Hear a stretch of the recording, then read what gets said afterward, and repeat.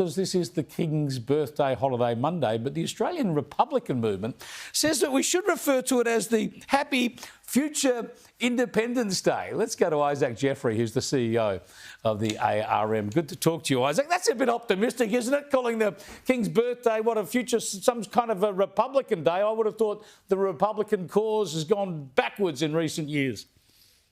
Not at all, mate. Good to be with you. Look, I'm very optimistic, and I think that an Australian Republic is in our very near future. I mean, today we are celebrating a man that lives 17,000 kilometres away. He's not an Aussie. He wasn't born here. He doesn't live here. He hasn't migrated here. He doesn't pay Australian taxes. He lived here for a while. Went to school here. We are celebrating him today. Went to school here, and I seem to recall for a short time, I remember him being accosted by a woman in a bikini at a beach once too, so he knows a bit about Australia. The thing is, you don't even have a chair of the ARM at the moment, right? You lost Nova Peris and Craig Foster, really over Craig Foster's leftist activism over the Middle East war. Doesn't this show, without re-prosecuting that argument, I've spoken to Nova about that previously, but doesn't this show that your organisation has got too much of a hard left, green left bent, when if you're going to actually make any progress, you've got to appeal to the mainstream? Look, I agree that we need to make sure that we're appealing to everybody. An Australian Republic is about all Australians. I don't necessarily agree that we're a left organisation. I personally worked for the Coalition. I grew up in a regional area, voted Coalition all my life. But Craig Foster was your chair.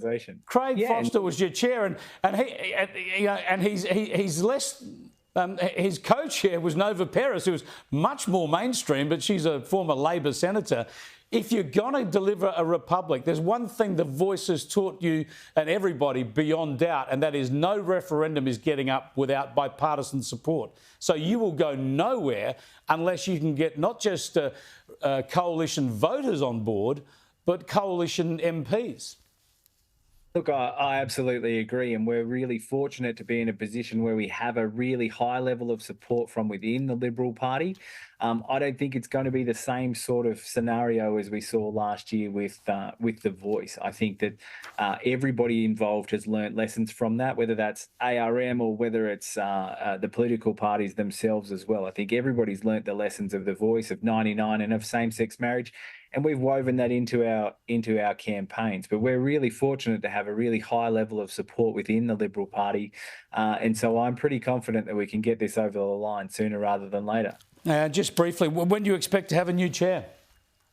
Look, our election process was brought forward. It was already going to be brought forward before the two co-chairs stepped down to avoid the King's visit, which is later on in the year. So look, the election processes are running now, and I'm expecting we'll be able to announce a new chair towards the end of the month or very early in July. But we do have an acting chair, and the show keeps on rolling. You know, we've got thousands of members, tens of thousands of signed up supporters, and millions of Australians who believe in this cause.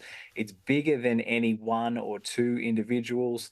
And so, you know, we're just getting on with it, and we're celebrating today, you know, the King and the future of an independent Australia.